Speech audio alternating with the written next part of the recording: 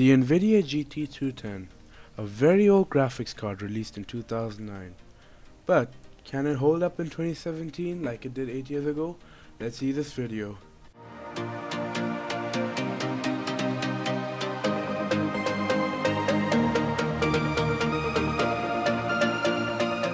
The Nvidia GT210 was officially announced on October 12, 2009 with the then modern Tesla architecture.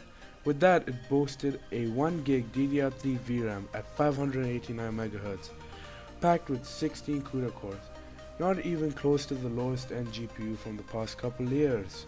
It had an HDMI, which was something back then since 1080p gaming begun to surface.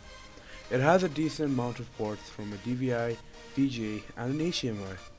This one used to cost around a whopping $400, but now it's just $34 and some change.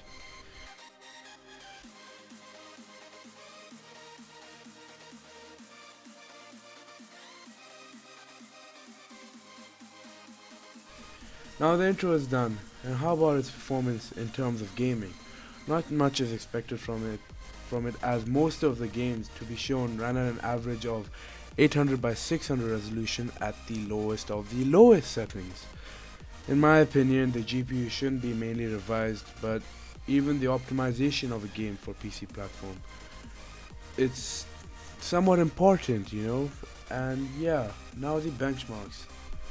We have Payday 2, a game that was released in I think around 2-3 years back, and it ran at 800 by 600 resolution with low settings. It had a minimum FPS of 18 with a maximum FPS of 36. The average was 29, which is somewhat playable. This is actually an example of an optimized, a sort of optimized game. Now, Warface, a free-to-play FPS, ran at the same settings as Payday 2, 800 by 600 resolution at very low settings.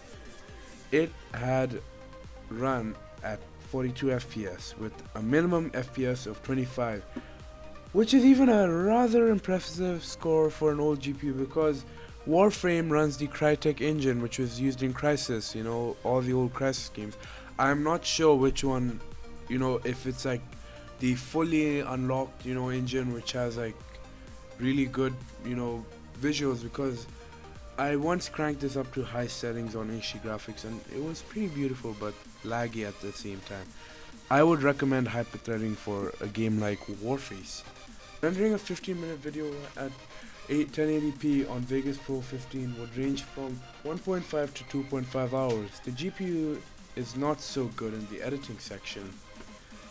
In the end, GPUs like this are becoming obsolete due to higher minimum spec requirements in newer AAA titles. Take Battlefield 1 for example. It has a minimum requirement of an i5-6500 with 8 gigs of DDR4 RAM, which is absurd. And this is me signing out. Don't forget to subscribe to my channel and leave a like if you want another tech review video. Just before I leave, I wanted to leave a special note, a footnote rather.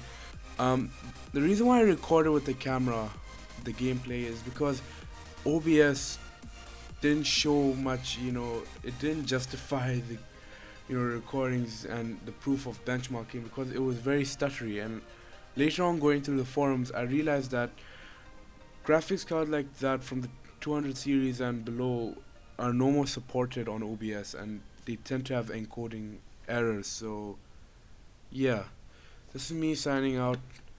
Peace.